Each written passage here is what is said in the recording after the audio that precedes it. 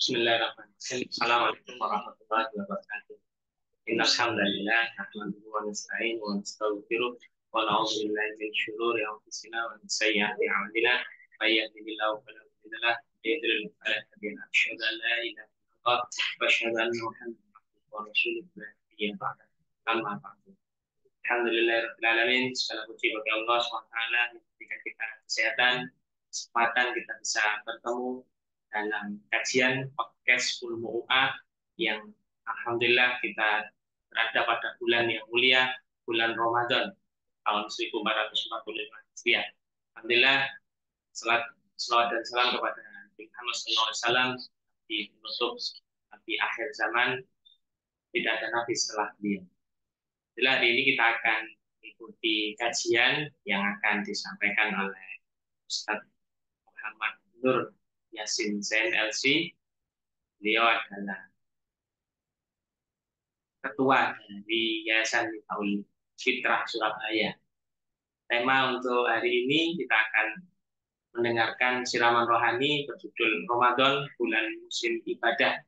Kita tahu bersama bahwa kita sedang berada di bulan mulia, bulan Ramadan, bulan puasa yang insya Allah pahala berbagai ibadah akan kita jalani.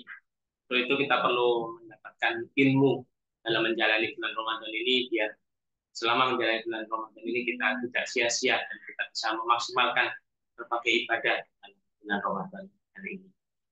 Kita sapa dulu Ustaz Yasin. Assalamualaikum warahmatullahi wabarakatuh. Waalaikumsalam warahmatullahi wabarakatuh. Saya panggil Ustaz Yasin atau Ustaz Nur atau Yasin saja. Beralpian kan? Saya perkenalkan dulu, Ustaz Yasin ini lahirnya di Tegal, November 76. Beliau ini alumnus dari Darussalam Gontor. Pendidikan beliau di Jamiah Al-Imam Ibnu Saud cabang Jakarta. Dan saat ini aktivitas beliau sebagai ketua yayasan di Miftahul Fitrah Surabaya di Keputih, atau di Galaksi? Di Galaksi ya. Keputih pesantrennya. Oh, pesantrennya. Yang pesantren mahasiswa Thaifah Surabaya ini ya. Iya. Moto hidup beliau berusaha menjadi orang baik secara vertikal dan horizontal. Oke. Apa ada Ustaz? Untuk waktu saya serahkan kepada Ustaz Yasin untuk memberikan kita siraman. Berapa menit? Dr. Albian? Monggo, bisa 30 atau 40 menit. Oh, Masya Allah. Tafadhol. Sakarnya Ustaz. Tapi juga boleh. Masya Allah. Assalamualaikum warahmatullahi wabarakatuh. Bismillahirrahmanirrahim. Alhamdulillahi rabbil alamin. Wabihi nasta'inu ala umuri dunya waddin. Kepada Allah kita meminta pertolongan untuk urusan dunia dan urusan agama. Wassalatu wassalamu ala asyrafil anbiya'i wal mursalin wa ala alihi wa sahbihi ajma'in. Wala hawla wala quwata illa billahil aliyyil azim. Tidak ada daya dan kekuatan kecuali dari Allah Al-Ali, Dat yang maha tinggi, Al-Azim, Dat yang maha agung. Para jamaah rahiman rahimakumullah, semoga Allah merahmati kita semuanya. Amin ya rabbal alamin. Saya secara pribadi berterima kasih kepada Dr. Alfian dan tim begitu ya, Departemen Paru Rumah Sakit Dr. Sutomo. Terima kasih banyak atas kesempatan yang diberikan, sehingga saya dengan sedikit ilmu yang ada ingin berbagi, ya, ingin berbagi. Para jamaah rahimani wa rahimakumullah, tadi judulnya sudah disampaikan sama Dr. Alfian, bulan Ramadan, bulan musim ibadah. Kenapa bulan Ramadan sebagai musim ibadah? Jawabannya semua kita sudah mengetahui, karena kita sering mendengarkan tausiah, mau'idhah hasanah, kajian-kajian dari para ustadz-ustadz kita, daripada kiai-kiai kita, dari para guru kita. Alasannya adalah karena itu semua dampak dari dibukanya pintu surga, ditutupnya pintu neraka dan dibelenggunya jin yang jahat alias setan. Dampaknya luar biasa sekali. Pintu surga dibuka, pintu neraka ditutup, jin-jin yang jahat dibelenggu, maka Ramadan dijadikan oleh Allah Azza wa Jalla sebagai bulan yang kondusif untuk kita beribadah, untuk kita berlomba-lomba di dalam bentuk ketaatan, untuk kita bersemangat di dalam melakukan apapun bentuk ketaatan yang kita mampu. Masya Allah, luar biasa sekali. Jadi amalan-amalan apapun di dalam bulan Ramadan ini kita sangat terlecut untuk menunaikannya, kita sangat terlecut untuk mengerjakannya. Kita bisa lihat para jamaah setiap hari ada orang ngasih nasi, sodako nasi. Di bulan Ramadan lebih mencolok lagi ya, di mana-mana orang memberikan nasi, khususnya di masjid-masjid ada buka bersama dan di jalan-jalan ada pemberian takjil dan ke panti-panti asuhan, ke lembaga-lembaga apapun luar biasa pembagian nasi, pembagian sembako dan yang lain-lainnya. Jadi di luar Ramadan sedemikian terlihat, dalam Ramadan lebih terlihat lagi. Ini karena memang suasananya sangat kondusif untuk orang semakin berbuat kebaikan secara kadar yang lebih tinggi. Nah, kemudian misalnya kita bisa melihat setiap hari ada orang baca Al-Quran. Setiap hari. Di dalam bulan Ramadan lebih terlihat lagi di mana-mana orang membaca Al-Quran. Ini eh, gambaran yang merupakan bukti betapa Ramadan adalah bulan musim ibadah. Para jamaah rahman rahimakumullah, tadi kita sudah sampaikan di bulan yang musim ibadah ini kita terlecut, kita termotivasi untuk mengerjakan bentuk ketaatan apapun, karena musim ibadah, maka ibadah apapun. Tetapi ingin kita sampaikan bahwasanya di antara bentuk-bentuk ibadah yang umum itu ada yang diprioritaskan. Yang pertama adalah puasa. Yang pertama adalah puasa. Untuk itu kita mengajak khususnya kepada saya sendiri dan umumnya kepada kaum muslimin agar puasa kita jangan asal-asalan, tetapi puasa yang berkualitas. Puasa yang asal-asalan itu bagaimana? Puasa yang asal-asalan itu orang berpikir, wis yang penting sah, wis yang penting gugur kewajiban. Itu puasa yang asal jalan maksud saya.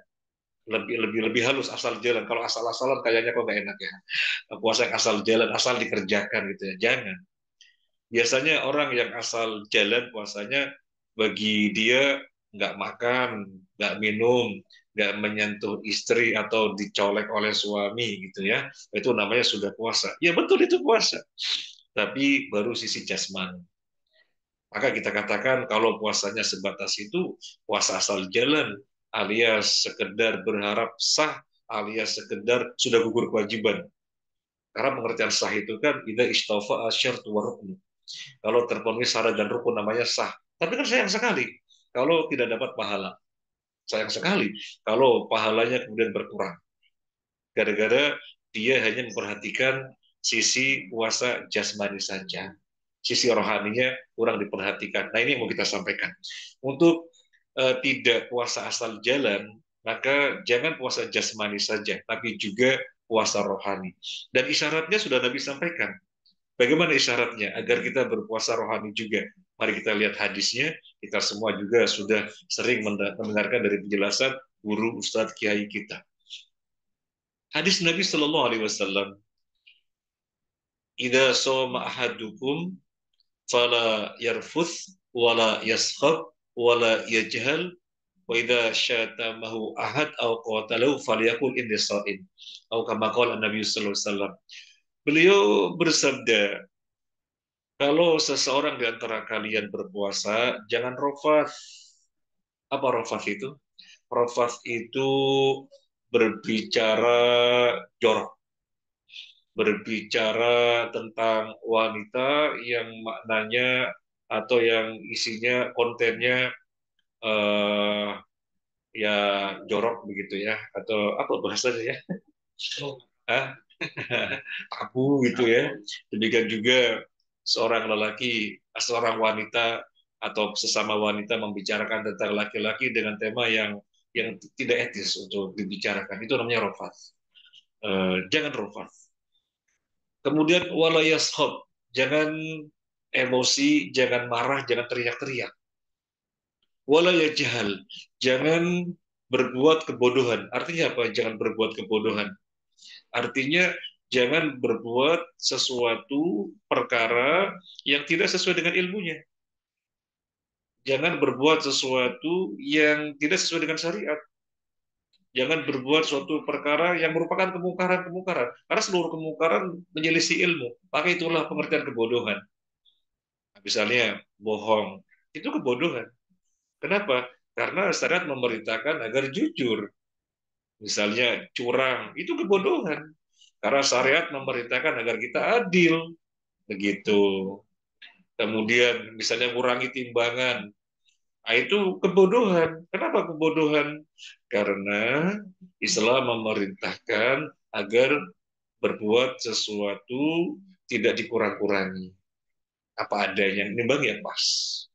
Nah, kemudian misalnya bentak-bentak orang tua atau disuruh orang tua, ah bapak ibu, itu kebodohan. Kenapa? Karena syariat memerintahkan anak itu berbakti kepada orang tua dan jangan sekali-kali membantah meskipun ini kan ringan, bapak kamu ibu kamu yang membuat orang tua bisa kesel, itu kebodohan. Lu kan ringan, iya ringan. Artinya bentuk membangkang atau durhaka yang ringan, tetapi kategorinya dilarang oleh syariat. Jadi itu kebodohan. Jadi puasa itu jangan berbuat kebodohan. Nah, kemudian yang berikutnya Nabi bersabda, kalau ada orang ngajak berselisih, ngajak bertengkar, ngajak apa namanya ya angkat-angkat suara begitu ya, maka Nabi ngajari, bilang ke dia, nah punten nggih, saya lagi puasa. Artinya apa ini? Kenapa kita diajari begitu? Nah punten nggih, saya lagi puasa. Artinya kalau nggak lagi puasa tak ladenin. Itu maknanya. Iya dokter. Kalau nggak puasa tak ladenin.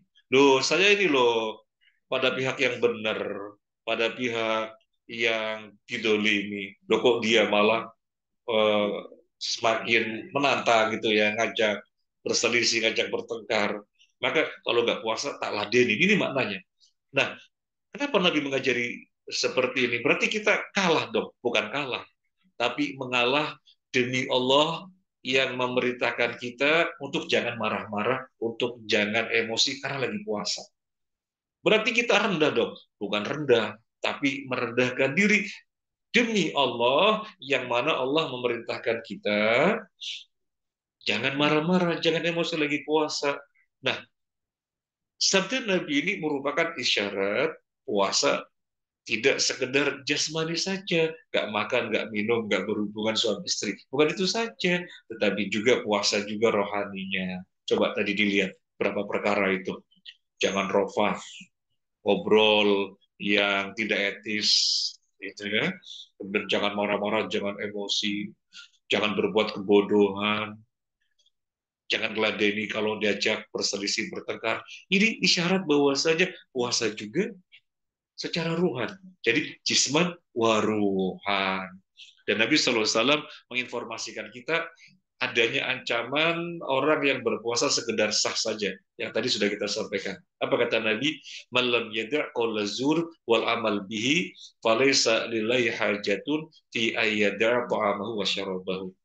Barang siapa yang tidak meninggalkan ucapan kotor, perbuatan keji, perbuatan kebodohan, maka Allah tidak punya kepentingan dari puasanya dia yang tidak makan, lapar, yang tidak minum, aus. Tidak makan, lapar, tidak minum, aus. Tetapi Allah nggak akan punya kepentingan. Artinya apa? Allah nggak akan memberinya pahala. Sayang sekali. Maka yang kita sampaikan ini tidak lain untuk saling mengingatkan kepada saya sendiri khususnya dan kepada kita semua agar jangan puasa asal jalan. Jangan jasmani saja, tetapi rohani juga. Jisman waruhan. Ini amalan prioritas yang pertama, puasa. Amalan prioritas yang kedua adalah qiyamul lail atau tahajud, atau yang di dalam Ramadan ada istilah khusus namanya taraweh. Apa bedanya tahajud qiyamul lail di luar Ramadan dengan di dalam Ramadan? Bedanya apa? Bedanya kalau di luar Ramadan itu tidak diperintahkan berjamaah. Emang nggak boleh berjamaah? Boleh sesekali. Tapi kalau untuk terus-menerus tidak boleh. Nah, di dalam bulan Ramadan, tahajud atau qiyamul lail atau yang populer disebut dengan taraweh justru diperintahkan berjamaah. Justru diperintahkan berjamaah. Dan bahkan Nabi memerintahkan tidak menyudahi sholat kecuali bareng dengan imam. Jangan menyelesaikan diri kemudian pergi padahal imam belum selesai. Jangan. Jadi selesai bersama imam. Imam 8 rakaat, ikut 8 rakaat. Imam 20 rakaat, ikut 20 rakaat. Imam 30 rakaat, 40 rakaat, 80 rakaat, 100 rakaat, atau bahkan 300 rakaat. Karena bilangan tahajud yang mulai, karena kan nggak ada batasannya. Ikut. Yang penting imam selesai baru kita selesai. Termasuk imam witir, ikut witir. Jadi jangan sampai imam witir kita nggak ikut witir. Jangan. Karena kita diperintahkan selesai bersama dengan imam. Maka witir, ikut witir.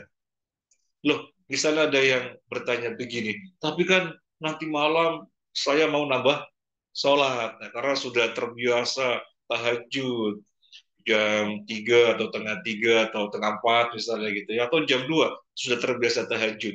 Jadi saya nggak ikut witir bersama imam, soalnya saya mau nambah sholat. Maka jawabannya, yang mau nambah sholat silakan tambah sholat, karena memang tidak ada batasan rokaat. Cuma karena sorenya sudah witir, malamnya tidak perlu witir lagi. Nabi SAW bersabda, la witroni fil lail, tidak ada 2 witir dalam satu malam. Jadi sekali lagi ikut witir bersama imam kalau memang imamnya witir. Biar jangan sampai sholat disudahi kecuali pastikan bareng bersama imam. Apa fadilahnya? Masya Allah. Nih pengen tahu fadilahnya nih. Nabi SAW bersabda, man qoma ma'a imamihi hatta yansorifa utibalahu qiyamul lailatin. Barang siapa yang sholat berjamaah bersama imam hingga selesai, hatta yansorifa, hingga selesai, utibalahu qiyamul lailatin, maka dicatat baginya pahala sholat semalam suntuk. Kira-kira Dokter Alfian, ada nggak nih orang yang sholat semalam suntuk, setelah sholat isya, pada isya, dan sholat 2 rakaat salam, 2 rakaat salam, 2 rakaat salam, 2 rakaat salam, sampai menjelang subuh, kira-kira ada apa nggak? Mungkin ada ya, tetapi ya jarang, karena memang berat sekali. Tapi Masya Allah para jamaah, pahalanya bisa didapatkan dengan cara sholat taraweh selesainya bareng dengan imam. Selesai bareng dengan imam.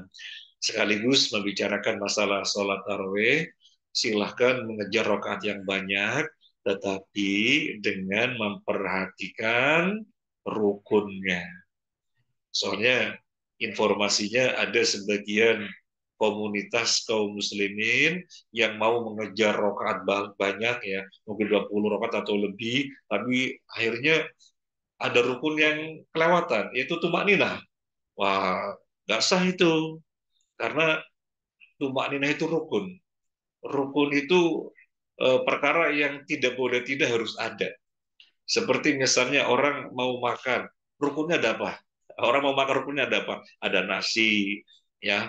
Kalau nggak ada nasinya, ya nggak jadi makan dong. Mau makan, dan ada piring, ada gelas, ada sendok, nggak ada nasi, ya nggak jadi. Jadi rukun itu sesuatu yang harus ada. Nah, tumak ninah itu termasuk rukun.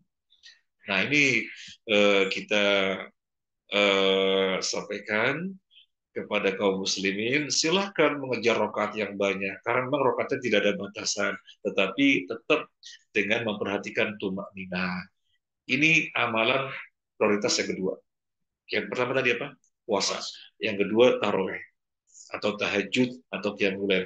Yang ketiga, amalan prioritas yang ketiga adalah sedekah. Bulan Ramadan syahrul sedekah. Bulan Ramadan adalah bulan sedekah. Jadi bulan Ramadan identik dengan sedekah. Kalau eh, kampus ITS identik dengan warna apa ya? Kalau Hang Tuah itu kan biru. Ya. Kalau UI kuning. Kalau kalau udah biru dongker. Oh, biru dongker ya. Ya baik. Jadi ada identik. Nah, sekarang bulan Ramadan itu identik dengan sodako. Sebagaimana tadi dua yang pertama, Ramadan identik dengan puasa, identik dengan taraweh, juga identik dengan sodako. Ibnu Abbas radhiyallahu an menuturkan, karena Rasulullah sallallahu alaihi wasallam ajwadan nas, wa kan ajwada ma yakunu fi Ramadan. Rasulullah sallallahu alaihi wasallam adalah manusia yang paling dermawan dan beliau lebih dermawan lagi di bulan Ramadan. Tidak ada sepanjang perjalanan sejarah kehidupan manusia dari zaman Nabi Muhammad SAW sampai hari kiamat nanti orang yang lebih dermawan dari beliau nggak ada. Beliau orang yang paling dermawan dan sudah begitu keadaannya sebagai orang yang paling dermawan yang tidak terkalahkan lebih dermawan lagi di bulan Ramadan. Ini menunjukkan Ramadan adalah bulan sedekah. Pengen mengetahui bagaimana berdermanya Nabi. Beliau berderma dengan kadar yang sangat tinggi, tidak terkalahkan. Di antara riwayat yang ada kita bisa menyebutkan misalnya, yang menunjukkan begitu beliau seorang yang dermawan. Ghanimah, harta yang didapatkan selesai peperangan. Untuk Nabi SAW Allah tetapkan berapa bagian? Seperlima. Seperlima dari yang didapatkan selesai peperangan. Pertanyaannya, apakah Nabi kemudian berpoya-poya, kemudian bermewah-mewahan, bermegah-megahan, bersenang-senang dengan harta yang seperlima yang Allah tetapkan itu lalu luasa terserah untuk dirinya? Enggak. Beliau hanya mengambil secukupnya untuk kehidupannya yang wajar, sekedar tulang punggung bisa tegak, biar bisa ibadah secara kuat dan menafkahi keluarganya, istri-istrinya. Itu saja, tidak lebih. Sampai kan kita mengetahui beliau wafat dalam keadaan masih punya utang, menggadaikan baju besinya kepada orang Yahudi. Jadi selebihnya mana? Kan seperlima dari harta yang didapatkan. Beliau berhak seperlima. Selebihnya diberikan kepada kaum muslimin. Beliau hanya ngambil secukupnya saja. Tidak dijadikannya aji mumpung untuk berpoya-poya. Nah, ini menunjukkan beliau sangat dermawan. Kita melihat lagi, misalnya di dalam perang Hunain ya, dalam perang Hunain itu rampasan perang hartanya sangat banyak sekali. Nabi kasih si fulan 100 onta, si fulan 100 onta, si fulan lagi 100 sapi, si fulan lagi 100 sapi, si fulan lagi kambing. Banyak sekali. Nabi sendiri nggak ngambil. Allahu Akbar. Termasuk misalnya di dalam perang Khaybar mendapatkan tanah yang ditinggalkan oleh orang-orang Yahudi, pertanian yang sangat subur. Nabi bagi-bagi sampai orang-orang muhajirin, yaitu para sahabat yang hijrah dari Makkah ke Madinah. Di Madinah itu sebagian mereka dipinjemin tanah oleh orang-orang Ansor. Dipinjemin untuk dikelola agar bisa apa namanya menjalani kehidupan dari situ penghasilannya. Ah, begitu perang Khaybar mendapatkan pembagian tanah dari Nabi, ini pada dikembalikan, kembalikan kepada orang Ansor. Soalnya sudah dikasih bagian dari Nabi. Jadi banyak sekali yang didapatkan dan Nabi bagi. Apakah Nabi ngambil? Padahal berhak. Nah inilah yang menunjukkan beliau itu orang yang sangat berderma, hanya mengambil untuk dirinya secukupnya saja, padahal dirinya berhak. Selebihnya diberikan kepada orang yang membutuhkan. Sampai dalam satu riwayat disebutkan, ada pimpinan kaum datang kepada Nabi, minta Nabi kasih. Datang lagi minta Nabi kasih. Datang lagi minta Nabi kasih. Nabi selama ada memberinya terus. Kemudian pimpinan kaum ini mengatakan kepada kaumnya bagaimana? Pimpinan kaum ini mengatakan kepada kaumnya, wahai kaumku, masuk Islamlah kalian. Karena Muhammad itu kalau ngasih gak takut miskin. Ini yang mendapatkan kesan siapa? Orang non-Muslim. Orang non-Muslim mendapatkan kesan tentang berdermanya beliau yang tidak takut miskin. Sehingga memerintahkan kaumnya, ngajak kaumnya, wahai kaumku, masuk Islamlah kalian. Soalnya Muhammad itu kalau ngasih tidak takut miskin. Nah ini diantara riwayat tentang berdermanya beliau dengan kadar berderma yang sangat tinggi. Saya Ibnu Abbas mengatakan manusia yang paling dermawan dan beliau lebih dermawan lagi di bulan Ramadan. Untuk itu, Masyurah muslim rahimanallah, semoga Allah merahmati kita semuanya, amin ya rabbal alamin. Nah, kita mumpung dapatin Ramadan nih, ngikuti jejak Nabi. Kalau di luar Ramadan, kita setiap hari sudah berinfak, misalnya berapa setiap hari? Setiap hari misalnya kita sudah berinfak 10.000 misalnya. Dalam bulan Ramadan, di 2 kali lipatkan, 3 kali lipatkan, 4 kali lipatkan, sesuai dengan kemudahan yang Allah berikan kepada kita. Mumpung dapati bulan Ramadan. Itu sifatnya harian. Ada yang sifatnya infak pekanan, ada yang sifatnya infak bulanan, ada yang sifatnya sedekah tahunan, kan begitu ya. Sedekah tahunan yang wajib ya zakat. Nah intinya kalau di luar Ramadan kita sudah hebat suka berinfak, kita grafiknya tinggi di dalam bersedekah, maka bulan Ramadan upayakan grafiknya lebih tinggi lagi, perhatian kepada infak lebih kencang lagi. Soalnya bulan Ramadan identik dengan bulan sedekah. Sudah 3 ya, amalan prioritas 3. Sekarang yang keempat. Amalan prioritas yang keempat itu apa? Membaca Al-Quran. Di dalam riwayat yang sama, yaitu Ibnu Abbas radhiyallahu an. Ibnu Abbas menuturkan bahwasanya Nabi Shallallahu Alaihi Wasallam didatangi malaikat Jibril setiap malam. Untuk apa? Untuk menyimak bacaannya Nabi Sallallahu Alaihi Wasallam. Beliau membaca, Jibril alaihissalam menyimaknya. Kapan? Setiap malam di bulan Ramadan. Maka bulan Ramadan identik dengan bulan Al-Quran. Bulan Ramadan identik dengan bulan Al-Quran. Dan Allah sendiri ketika berbicara tentang Ramadan, apa dia berfirman? Syahrul Ramadan alladzi unzila fihi al-Qur'an hudal lin-nasi wa bayyinatin minal huda wal furqan.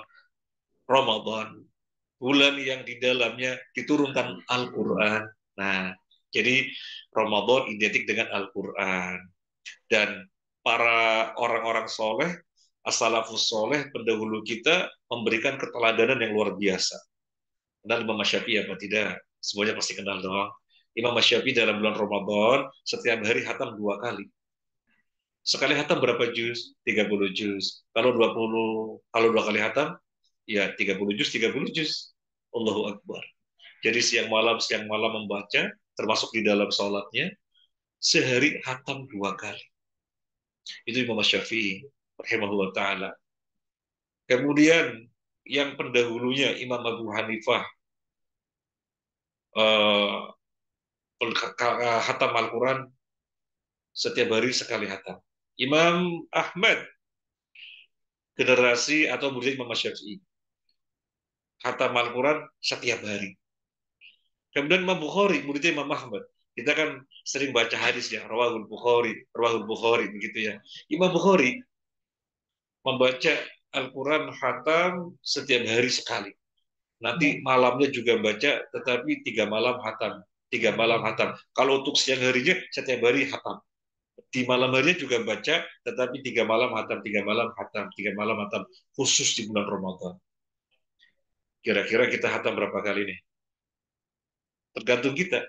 Kalau kita menguatkan motivasi, mumpung dapat di bulan Ramadan. Kalau mereka bisa sekian kali hatam, saya kok kayaknya nggak bisa ya. Soalnya saya busy man ya. Saya busy woman ya. Nah, saya berapa hatam. Maka jawabannya kalau memang sibuk sekali ya jangan sampai ketinggalan, minimal sekali hatam. Itu sudah minimal. Masa mau ditawar lagi? Sudah minimal sekali hatam. Lu gimana biar sekali hatam? Bisa dengan cara yang tidak memberatkan bersama dengan kesibukan yang dijalaninya gitu ya. Mungkin termasuk PBDS itu sangat sibuk sekali ya. Sibuk sekali. Saya menyaksikan sendiri memang. Menyaksikan sendiri PBDS itu sangat sibuk sekali. Kadang-kadang saya melihatnya kapan tidurnya, kadang-kadang begitu ya. Kapan tidurnya ini ya? Ya memang demikian ya. Ya, karena kita lama bergaul dengan teman-teman PPDS di Objin, di PT Cafe, ya. Jadi melihat sendiri, Insya Allah. Baik, sibuk sekali, ya tetap bisa dan nggak memberatkan. Caranya gimana? Gini, satu Al-Quran ini ada berapa juz? 30 juz. Satu juz berapa halaman? Enggak, satu juz 20 halaman. Ya. Satu juz 20 halaman. Nah, sholat sehari semalam ada berapa kali? 5 kali. 5 kali. Nah, sekarang 20 halaman dibagi 5, kan 4. Setelah duhur baca 4 halaman. Setelah asar baca 4 halaman. Setelah maghrib 4 halaman, isya 4 halaman, subuh 4 halaman. Misalnya terpotong, wah isya langsung taraweh, ya nanti berarti setelah taraweh dong. Wah setelah subuh ada kegiatan, ya nanti setelah kegiatan dong. Pokoknya diatur ngitungnya sholat 5 kali sehari semalam. Jadi ngikutin 5 kali sholat, maka setiap waktu 4 halaman, 4 halaman, 4 halaman, 4 kali 5 berapa? 20. Udah tuh, satu juz tuh sehari. Nah, satu hari satu juz. Kalau 30 hari, hatam. Dengan tidak beban, dengan tidak terganggu aktivitasnya. Jadi aktivitas yang sangat berat, yang sangat padat berjalan dengan semestinya, dan Al-Quran juga hatam. Tapi memang kuncinya yang pertama adalah menyadari mumpung dapati Ramadan. Itu kunci yang pertama. Itu yang dihadirkan dulu. Mumpung dapati Ramadan, bulan musim ibadah, bulan yang luar biasa. Baik, ini amalan prioritas yang berapa ya? 4. Sekarang yang kelima ya. Amalan prioritas yang kelima, apa? I'tikaf. I'tikaf secara khusus maksudnya. Karena i'tikafan ada secara umum. Kapan saja kita masuk masjid, nggak ada batasan waktu, nggak dibatasi durasinya berapa lama. Yang penting kita mau i'tikaf, putus urusan dunia, di masjid saja, fokus baca Al-Quran, fokus sholat, fokus zikir, itu namanya i'tikaf. Kapan saja. Dan nggak ada persyaratan mesti puasa, nggak ada. Kapan saja masuk masjid. Ya bisa setengah jam, bisa 1 jam, terserah. Kapan saja. Nah, yang dimaksud di sini i'tikaf khusus. Kapan para jamaah? 10 hari terakhir bulan Ramadan. 10 hari terakhir bulan Ramadan. Dimulainya kapan? Dimulainya malam 21. Jadi begitu maghrib, azan berkumandang, Allahu Akbar, Allahu Akbar. Nah, itu kan pergantian tanggal. Nah, itu namanya tanggal 21 Ramadan. Nah, seorang muslim, muslimah sudah berada di masjid. Sudah berada di masjid. Keluarnya kapan? Keluarnya 1 Syawal. Boleh keluar 1 Syawal. Berarti 24 jam di masjid. Iya, setiap hari 24 jam di masjid. Gak boleh keluar masjid. Kalau keluar masjid batal dong. Itikafnya batal. Jadi 24 jam setiap hari di masjid. Boleh keluar untuk urusan yang tidak boleh tidak. Misalnya apa? Urusan tidak boleh tidak. Ke kamar mandi. Itu urusan yang tidak boleh tidak. Mesti ke kamar mandi. Maka boleh.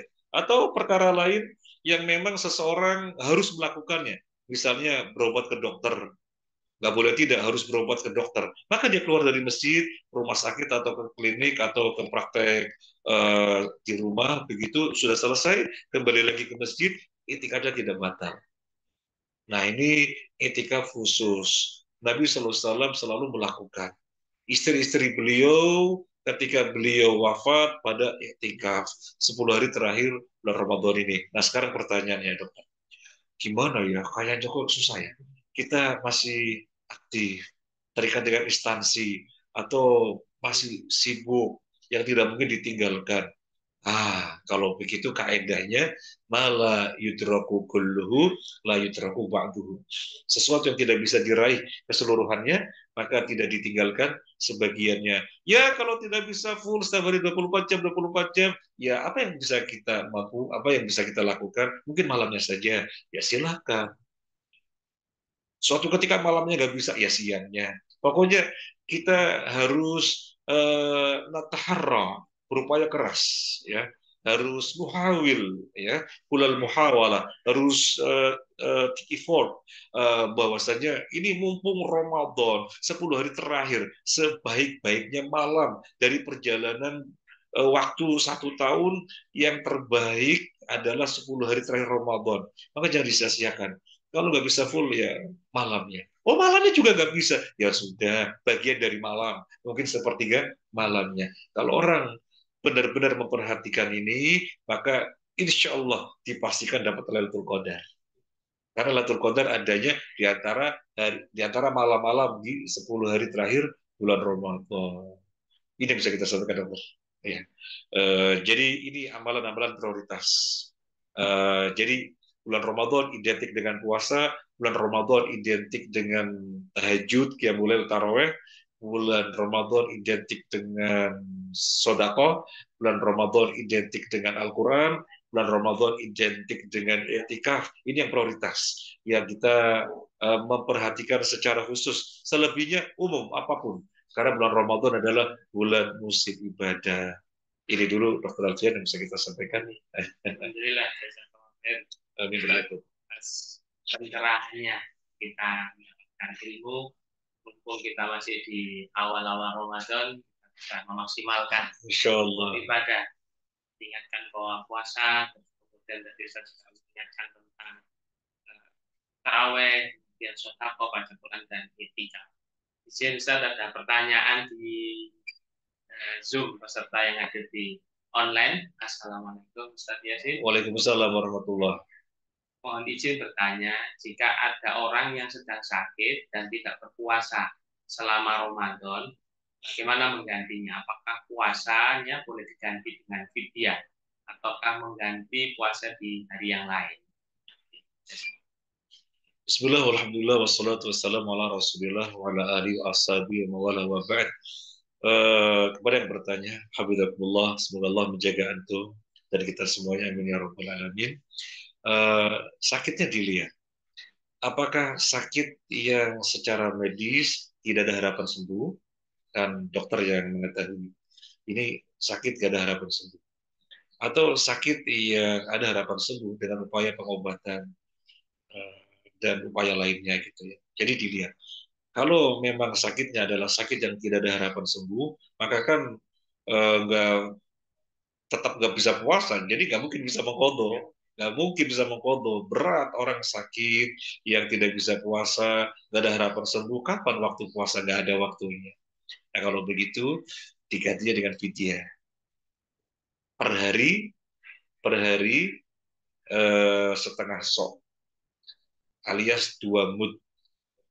Kalau menggunakan kilogram, 1 kilogram, maaf, 1,5 kilogram beras. 1,5 kilogram beras. Nah, berarti 1,5 per hari kali 30. 1 bulan kita anggap 30 hari. 1,5 kali 30, 45 kilo. Dia keluarkan 45 kilo. Teknisnya bisa 1,5 dibagi kepada 30 orang, atau 45 dibagi kepada 2, 3, 4 orang, terserah. Atau 1 orang. 1 orang. Boleh ya. Yang jelas harus orang miskin, fakir atau miskin. Atau tidak dalam bentuk beras. Bentuknya makanan. Nah, dia 30 hari nggak puasa, maka dia menyediakan 30 piring. 30 piring. Jadi undang 30 orang. Ayo makan. Apa makanan yang dikeluarkan? Ya, dia makannya nasi, maka mengeluarkan nasi. Lauknya biasanya apa? Lauknya biasanya kadang ini, kadang ini, kadang ini, kadang ini. Ya, pertengahan dari yang biasa dimakan. Kemudian berasnya juga, beras apa yang biasa dimakan? Ya, pertengahan yang dari biasa dimakan. Jadi tidak boleh biasanya berasnya beras yang super gitu ya. Lauknya juga lauk yang serba mewah, lauk yang serba enak gitu ya. Dan ketika ngeluarin satu piring sama teri, nggak boleh, nggak boleh. Jadi kadar nasi yang biasa dimakan pertengahannya dengan lauk yang biasa dimakan pertengahannya sejumlah 30 proporsi, semuanya orang kaya miskin. Mau dikumpulin satu tempat, ayo makan, monggo ini video saya, gitu misalnya. Atau dibagi ke rumah-rumah sejumlah 30 orang.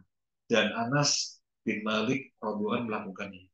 Anas bin Malik itu umurnya panjang umur ya. Jadi umurnya panjang sampai ketika sepuh gak mampu berpuasa. Anas bin Malik ini kan masuk Islam sejak masih kecil dan membantu Nabi selama 10 tahun masih kecil. Ketika Nabi SAW wafat, Anas bin Malik masih berkesempatan hidup 90 tahun kemudian. Nabi wafat, Anas bin Malik masih hidup 90 tahun kemudian. Umurnya panjang. Maka ketika usia sepuh, gak kuat puasa. Caranya dia panggil 30 orang, dia beri makanan ke 30 orang itu. Tapi ingat, syaratnya harus fakir miskin. Dokter, saya boleh cerita, dokter? Monggo. Saya mau cerita, mohon maaf. Ada orang WhatsApp. Saya mau titip video untuk ibu gak puasa 1 bulan. Monggo gitu. Dia kirim makanan nasi 30 kotak. Allah Akbar. Saya membayangkan beras. Kalau beras bagaimana? Mudah. Mudah ya. Nggak terikat dengan waktu. Bisa disimpan. Bisa disimpan atau kapan gitu kan. Nah, ini nasi. Allah Akbar. Ini nasi. Harus dibagi ke 30 orang. Dan syaratnya harus fakir miskin. Wah, kita kirim ke musola sana untuk buka puasa. Wah, yang datang gak semua orang miskin tuh. Ada orang yang berpunya juga gak bisa. Wah, ini akhirnya benar-benar berjuang mencari orang miskin. Tapi ya gimana, kita sudah oke, kita bantu dikirim nasi. Ya, intinya boleh beras, boleh nasi. Intinya kalau beras perharinya 1,5 kilo. Kalau nasi ya 1 porsi makan. Yang pertengahan biasa yang dimakan. Ini kalau sakitnya tidak ada harapan sembuh. Kalau sakit ada harapan sembuh ya kodok dong. Ya, sakit apa misalnya? Sakit apa yang dokter yang bisa bicara? Misalnya sakit apa? Nak TBC misalkan gitu kan. Itu ada harapan sembuh ya. Ada harapan sembuh ya. Nanti kalau sudah enak kodok gitu. Sakit apa nih dokter misalnya? Misalkan ya kena radang paru. Radang paru itu ada harapan sembuh. Nah, ketika lagi terkena mungkin berat ya, berat nggak puasa. Begitu sembuh ya kodok. Jadi kalau ada harapan sembuh nggak boleh fidya. Ya. Demikian dokter. Nyambung tadi terkait dengan apa? Yang nitip tadi, kan ada beberapa itu yang badan amil atau katamir itu membuka untuk membantu gitu, Zat. Ada yang bentuknya apa? Kirim uang 35.000 setara mungkin makan, terus kemudian akan dikelola, ataukah dikelola sendiri, Zat? Kayak yang tadi dititipkan itu boleh. Bagaimana metodenya, mekanismenya itu? Boleh atau dikelola sendiri, nyari, ataukah boleh dititip Ustadz tadi? Boleh ya. Jadi caranya ada 2 tadi ya. Mengeluarkan beras 1,5 kilo per hari atau matang ya, Ustadz ya. Apa namanya? Makan matang ya. Iya, makan sudah matang. Caranya 2 ini. Kalau misalnya orang tidak sempat beli beras, karena orang sibuk sekali, keluarganya sibuk sekali nggak sempat beli beras, kemudian apalagi masak, nggak sempat lagi. Kemudian titip ke takmir atau banyak, saya titip uang untuk dibelikan. Jadi di sini bukan memberikan uang, bukan memberikan uang, tetapi titip untuk dibelikan beras. Akhirnya takmir atau panitia membelikan beras karena dititipin ya, kemudian dibagi-bagi. Karena nggak boleh memberikan dalam bentuk uang, nggak boleh. Sama seperti zakat fitrah. Zakat fitrah itu dikeluarkan apa? Beras. Boleh nggak orang ngasih duit? Ini saya ngasih duit untuk sekian orang, nggak boleh. Harus beras. Oh, tapi saya nggak sempat beli beras, saya sibuk atau saya buru-buru mau pulang kampung misalnya gitu. Nanti ketinggalan kereta, ketinggalan pesawat. Ya, tetap nggak boleh, harus beras. Lo caranya gimana? Titip. Nah gitu. Titip ya, saya titip dulu, tolong belikan beras pada panitia. Maka dari sini kita kalau boleh menyampaikan, takmir atau panitia seyogianya menyediakan beras. Sehingga kalau ada orang titip nggak repot-repot. Nah, dibelikan kepada beras milik panitia. Demikian. Ini menyambung pertanyaan yang sama tadi terkait dengan fidya. Ini ada seorang ibu, kemudian karena 2 tahun yang lalu, Ustaz, itu hutang puasa. Kemudian tahun yang kemarin itu tidak bisa membayar, nggak bisa mengganti, nggak bisa mengkodok karena hamil waktu itu. Ah, Hamil terus kemudian sampai puasanya sekarang. Jadi masih ada hutang 2 tahun yang lalu. Beliaunya bertanya, apa saya mengganti kodok ataukah fidyah yang 2 tahun ah. yang lalu sudah lewat itu, Ustaz? Gitu. Pertanyaannya, yang lalu tidak berpuasa sebabnya apa? Waktu sakit, Oh Ustaz. sakit, Iya, oh jadi sakit. sakit. Sakit tidak berpuasa, boleh boleh karena sakit. Ibadah, mohon maaf, ibadah yang tidak ada, mohon maaf, benar, Iya, Ustaz. Enggak. ibadah yang tidak bisa ditinggalkan meskipun ada uzur adalah sholat. Sakit ya sudah sebisanya, nggak bisa berdiri duduk, nggak bisa duduk rebahan-rebahan. Jadi sholat itu nggak bisa ditinggalkan. Dalam keadaan penting perang tetap sholat. Tapi kalau puasa boleh ditinggalkan. Sakit silakan nggak puasa. Tapi kodok. Nah sekarang pembahasannya kapan mengkodok? Jawabannya mengkodok itu antara puasa yang satu jangan sampai datang puasa yang berikutnya. Oke. Jadi ini Ramadan habis, maka dimulai dari Syawal. Syawal sampai kapan? Sampai Saban. Iya. Ya, jangan sampai masuk Ramadan belum dikodok, jangan sampai. Kalau kemudian yang terjadi sudah kelewatan ini, belum mengkodok, maka jawabannya selain dia harus mengkodok, terkena hukuman istilahnya, dalam tanda petik hukuman. Denda ya, denda lebih pasnya denda bukan hukuman. Karena dendanya apa? Fidyah. Jadi kodok plus fidyah. Berapa hari puasa? Misalnya sakit 7 hari. Nah, maka 7 hari kodok ditambah 7 hari fidyah. Karena telah melampaui batasnya. Jadi kesempatan mengkodok itu jangan sampai datang Ramadan berikutnya. Nah, seperti itu saja. Saya kalau Ustaz untuk jawabannya. Kemudian terkait sering itu pertanyaan itu pada wanita itu kan terkait dengan siklus menstruasi, Ustaz. Nah, setelah selesai Ramadan, kemudian hari raya, kepingin untuk menjalankan 6 hari puasa bulan Syawal. Nah, dia bertanya, saya punya hutang ini di puasa yang sekarang. Saya dulu kan membayar hutang, ataukah saya nyawal dulu? Seperti itu. Karena mungkin keterbatasan waktu atau seperti apa gitu. Gimana prioritasnya itu? Ya baik. Para jamaah rahimahullah, kaidah menyatakan al-wajibu muqaddamun 'alal mandub. Sesuatu yang wajib lebih didahulukan daripada yang sunnah. Nah, hutang puasa Ramadan karena menstruasi ya, atau sakit atau yang lainnya sehingga wajib dibayar. Mulainya kan Syawal itu ya, mulainya kan Syawal sampai Syaban. Nah sekarang pertanyaannya, ini ada perintah puasa sunnah nih 6 hari di bulan Syawal. Sementara seseorang masih punya hutang puasa. Jawabannya gimana? Boleh nggak puasa Syawal dulu? Nyaurnya nanti. Maka kita katakan yang wajib lebih dikedepankan daripada yang sunnah. Yang wajib lebih dikedepankan daripada yang sunnah. Tapi gimana? Saya pengen puasa Syawal. Ya puasa yang wajib dulu. Hutangnya 7 hari misalnya. Dia di bulan Syawal puasa 7 hari, puasa bayar hutang. Odo ya.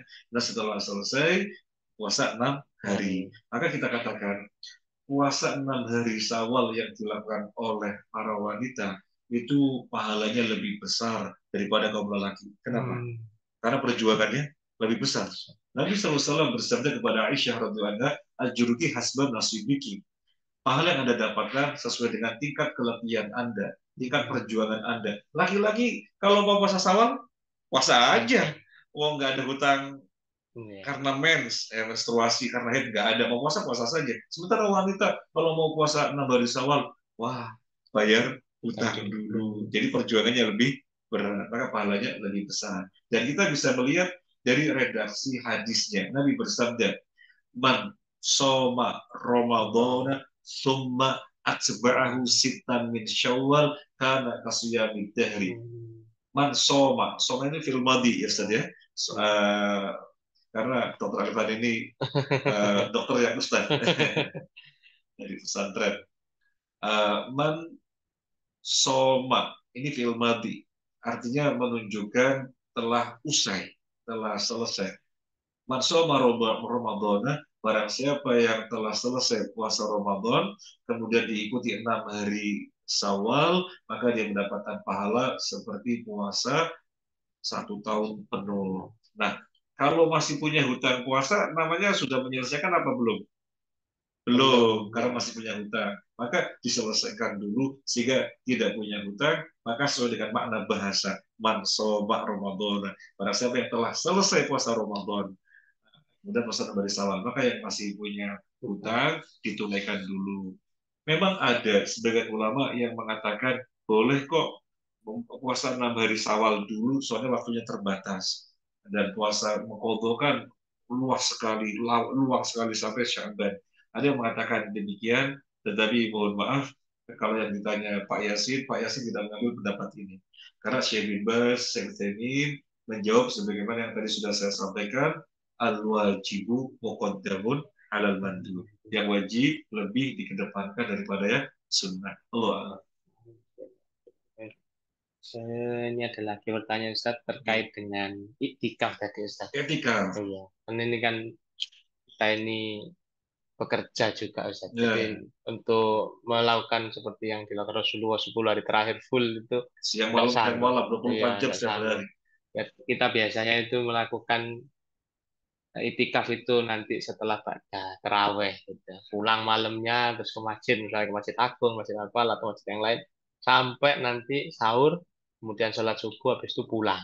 Gitu. Itu bagaimana Ustaz? Iya, itu juga kategorinya etika. Namanya etika tidak full kalau istilah kita ya. Etika yang di atau yang merupakan amalan prioritas di bulan Ramadan ini etika full, etika penuh. Jadi 10 hari terakhir siang malam di masjid. Nah, karena sibuk ya, kesibukan yang belum memungkinkan untuk ditinggalkan, sehingga hanya bisa malam saja ya di beberapa masjid, terserah, yang penting masjid. Karena ketika harus di masjid, kamu kan ketika di kuburan. Yang penting di masjid manapun, bisanya setelah taraweh sampai sahur, silahkan. Itu etika. Itu etika. Kan nggak sama seperti Nabi. Iya, fadilahnya berbeda. Karena yang Nabi lakukan kan full. Ini kan sebagian yang dimampu seseorang. Ya tadi sudah kita sampaikan, malayutroku kulluhu, layutroku ba'duhu. Sesuatu tidak bisa diraih secara keseluruhannya, maka tidak ditinggalkan sebagiannya. Dan kita melihat di beberapa masjid memang yang bisa full, yang sudah pensiun, yang sudah pensiun, yang sudah purnawirawan, atau mereka yang memiliki kesibukan tidak terkait dengan instansi atau apa. Jadi hanya terkait dengan dirinya. Hanya terkait dengan dirinya. Maka leluasa kan dirinya sebagai decision maker gitu ya. Ya itu bisa. Tapi selebihnya bisanya ya tidak penuh. Ya monggo itulah etika. Tetapi lakukan pengertian etika. Lakukan. Etika itu pengertiannya berdiam diri di masjid, terlepas dari urusan-urusan duniawi karena harus fokus dengan ibadah, baca Al-Quran, sholat, zikir, bermajelis ilmu, itu etika. Kalau kemudian kita wujudnya di masjid, tapi masih sibuk dengan bisnis, masih sibuk dengan apa, kontrol dari masjid, ya kayak etika namanya. Beberapa itu mengambil itikaf di malam-malam ganjil. Itu bagaimana, Ustaz? Ya, pengennya setiap hari, tapi kok belum bisa juga. Akhirnya yang paling bisa dilakukan malam-malam ganjil, monggo. Artinya mereka telah berusaha maksimal, itulah yang memungkinkan bagi mereka. Silakan, gak ada masalah. Silakan, gak ada masalah. Intinya yang kita mesti kuatkan pada jiwa kita adalah mumpung dapat Ramadan. Kalau ini menguat, maka kita tidak akan menawar-nawar. Sesungguhnya kita mampu, tapi menawar-nawar. Nah, namanya kita tidak jujur kepada diri kita sendiri kan. Kita sendiri yang paling tahu diri kita. Yang paling tahu tentang diri kita ya kita. Mampu, ya berarti mampu. Jangan sampai sebenarnya mampu kemudian menawar-nawar pada dirinya. Ah, malam ganjil saja. Padahal loh bisa setiap Bisa. malam. Nah, itu namanya tidak jujur kepada dirinya. Tapi itu sudah bagus. Karena telah berusaha tidak terlewatkan dari yang 100%-nya. Oke. Oke, oke. Terus, Ustaz. Mungkin pertanyaan terakhir terkait dengan bagaimana tips untuk menggapai Lailatul Qadar, Ustaz. Mumpung ada bulan Ramadan gitu. Kan disebutkan Lailatul Qadar itu malam yang terbaik ya, Ustaz ya. Ya, betul Iya. sekali. Lailatul Qadri khairum min alfi syahr. Malam Lailatul Qadar itu lebih baik daripada 1000 bulan. 1000 bulan itu mungkin sekitar 83 tahun ya. 83 tahun lebih 4 bulan mungkin begitu. Artinya apa? Artinya orang beribadah di saat Lailatul Qadar turun, maka ibadahnya lebih baik dari ibadah yang dilakukan selama 83 tahun. Pernah nggak kita ibadah 83 tahun? Mikir-mikir umurnya saja nggak nyampe gitu ya. Misalnya, seandainya nyampe 83 tahun, apa untuk ibadah terus ya? Jangan-jangan banyak perkara mubahnya kan begitu. Tetapi ada amalan yang kalau kita mendapatkan nilainya sama dengan ibadah yang dilakukan 83 tahun, bahkan lebih baik dari 83 tahun, yaitu beribadah di saat Lailatul Qadar turun. Adanya di malam-malam ganjil 10 terakhir bulan Ramadan yang syariat merahasiakannya. Apakah malam 21, 23, 25, 27, 29 dirahasiakan. Nah, karena dirahasiakan, berarti bagaimana? Kan kalau jelas 27 atau 29, ya pilih salah satu dan mungkin 27 atau 29 atau dua-duanya diambil 27 dan 29. Ini kan dirahasiakan. Maka karena dirahasiakan, lebih baik ya berusaha di malam-malam ganjil itu. Sekarang ada semacam fenomena. Dan ini datang pertanyaan dari jamaah. Tapi kan mulai Ramadannya beda gitu ya. Yang Senin ada yang Malam Selasa. ganjilnya mana? Beginilah yang paling aman setiap malam sudah.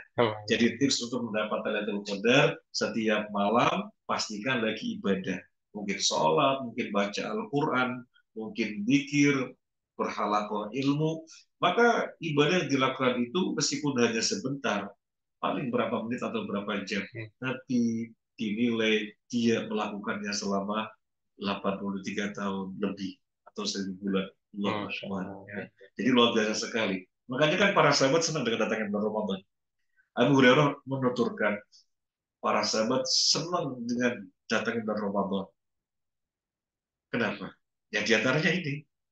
Ada malam yang tidak pernah dijumpai dimanapun kecuali di malam Ramadan.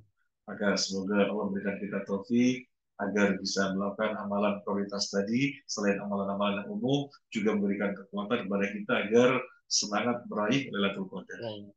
Oke, alhamdulillah Ustaz, pertanyaan sudah habis ini. Sudah selesai. Oke, alhamdulillah mungkin kita bisa akhiri banyak ilmu yang kita dapatkan dari Ustadz.